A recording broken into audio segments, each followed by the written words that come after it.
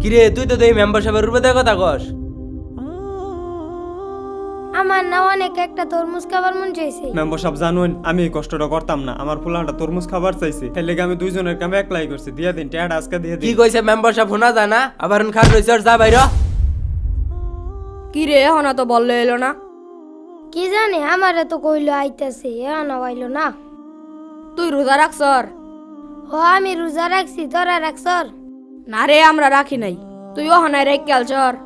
আমরা তো গরিব মানুষ, ছোটবেলাতে এক বেলা খাবা আইলে আর এক বেলা খাবা আই না, এর লেগে আমার প্র্যাকটিস হয়ে গেছে, এখন আমি রোজা রাখাই। মোহাম্মদ সাল্লাল্লাহু আলাইহি সাল্লাম বলেছেন যে আস্তে আস্তে অর্ধেক অর্ধেক করে রোজা রাখতে করছি, এর লেগা প্র্যাকটিস করতেছি আমরা। আমার আব্বাও কইছে অর্ধেক অর্ধেক করে প্র্যাকটিস করবা। তোরাও সামনের বছর রাহাবি।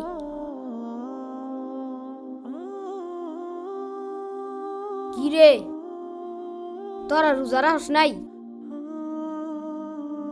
না রে আমরা রাখি নাই। আমি রাখছি।